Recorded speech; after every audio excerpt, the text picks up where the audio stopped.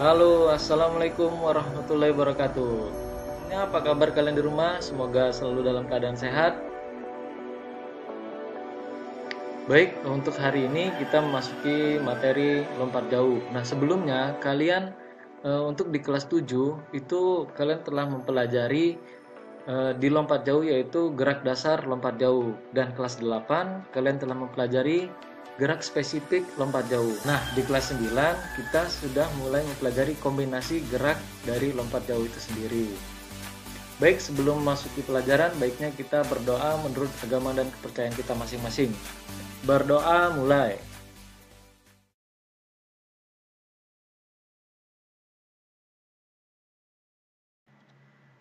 Baik, cukup. Tujuan dari pembelajaran pertama, memiliki keterampilan pola gerak kombinasi gerak dasar lompat jauh. Kedua, memiliki pengetahuan tentang pola gerak kombinasi gerak dasar menggunakan lompat jauh, memahami, mengenal konsep ruang dan waktu.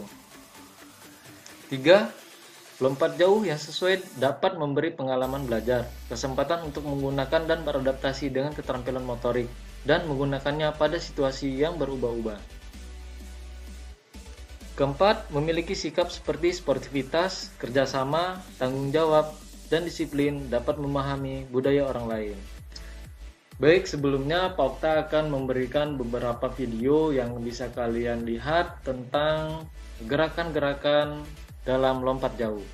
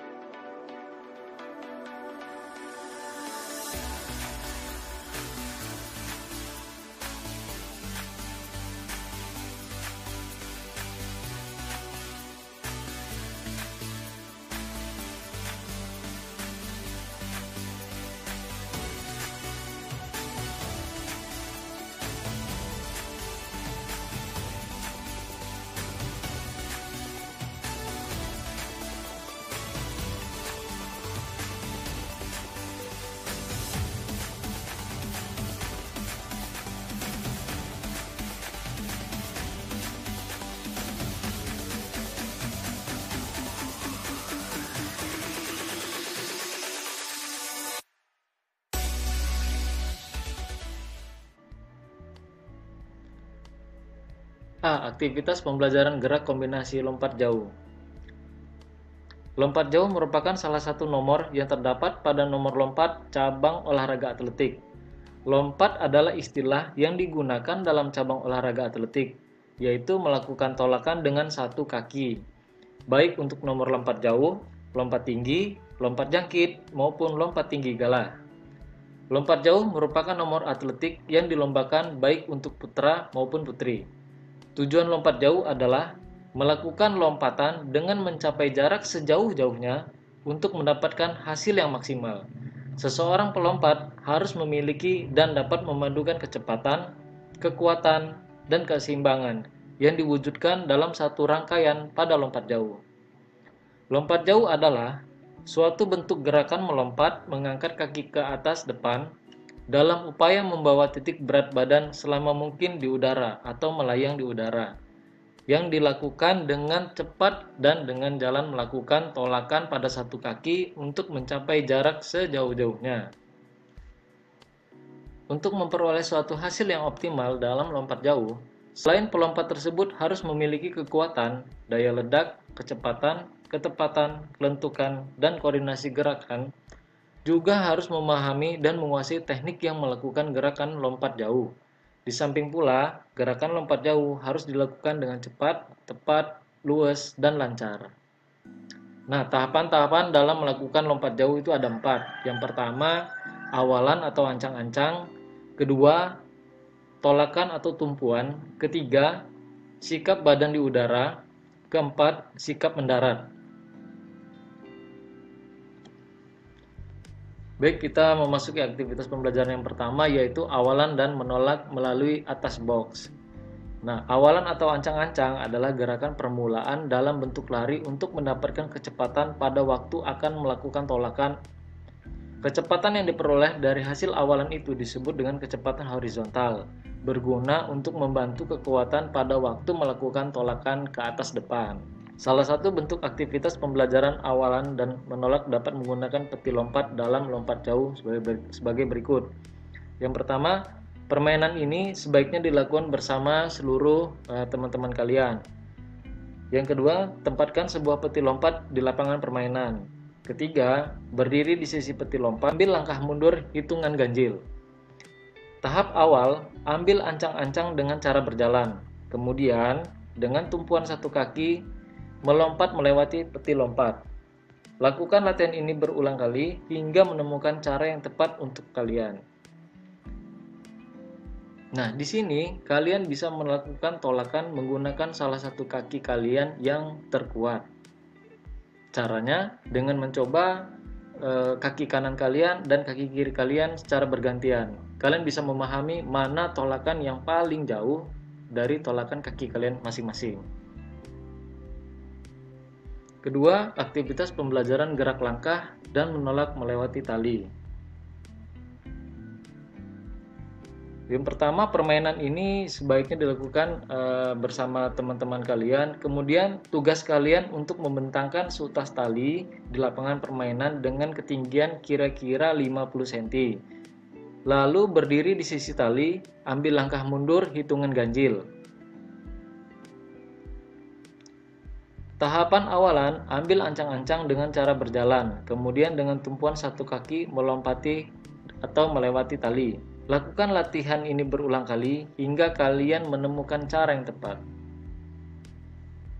Ketiga, aktivitas pembelajaran gerak langkah, menolak, dan posisi badan di udara. Pembelajaran ini dilakukan secara perorangan atau berkelompok. Kemudian sebelum melakukan latihan ini, kita menggantungkan sebuah bola pada seutas tali. Ketinggian bola itu diperkirakan sekitar 1,5 meter. Jika pada bak lompatan belum ada papan tolakan, maka buatlah pada tanda dari taburan kapur atau bisa kita garis pakai batu bata. Berdiri menghadap ke bak lompat, kemudian ambil langkah mundur hitungan ganjil, misal 7, 9, atau 11 langkah. Titik langkah terakhir merupakan titik awal mengambil ancang-ancang. Pada titik ancang-ancang ini, letakkan kaki yang terkuatmu di depan dengan posisi melangkah. Mulai berlari pelan-pelan, kemudian makin lama makin cepat. Tumpuan kaki terkuatmu di papan lompatan dan melayang di atas. Saat melayang ke atas, dorongkan dada ke depan hingga mengenai bola yang digantung. Lalu mendarat dengan kedua kaki mengepet. B. Aktivitas pembelajaran perlombaan lompat jauh menggunakan peraturan yang dimodifikasi. Nah, setelah kalian mempelajari semua komponen keterampilan tadi, sekarang tugas kalian untuk menerapkan apa yang sudah dipelajari dalam lompat jauh gaya melenting.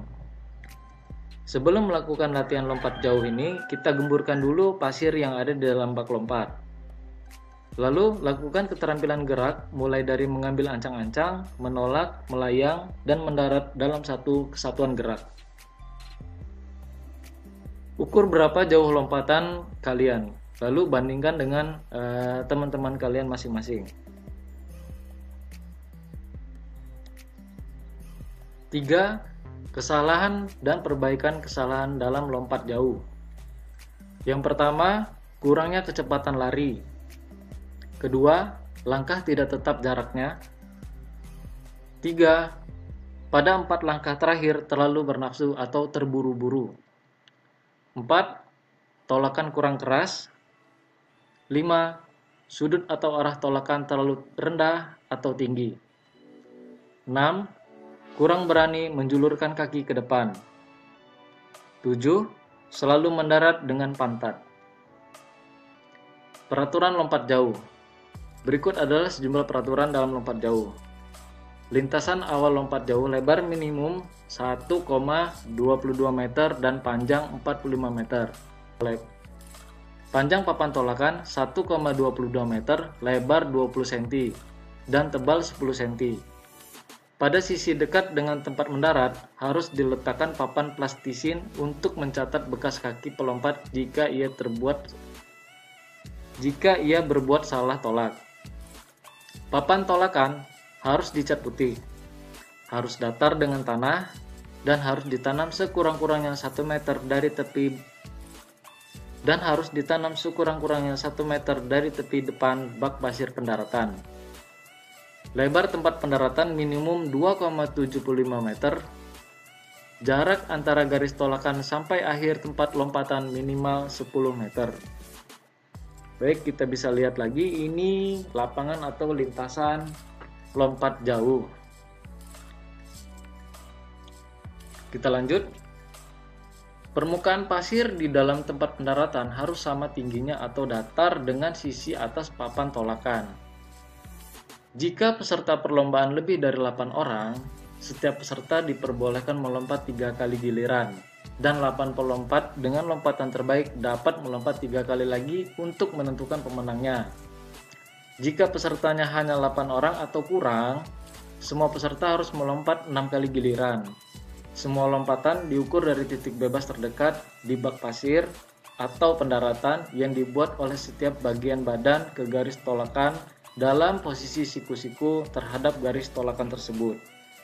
Peserta diberi waktu 1 giliran, lompat hanya selama 1,5 menit. Lompatan yang sama ditentukan dengan melihat hasil lompatan terbaik kedua. Jika masih sama, dilihat lompatan terbaik ketiga. Jika masih sama lagi, dilihat lompatan terbaik keempat, dan seterusnya sampai diketahui pemenangnya.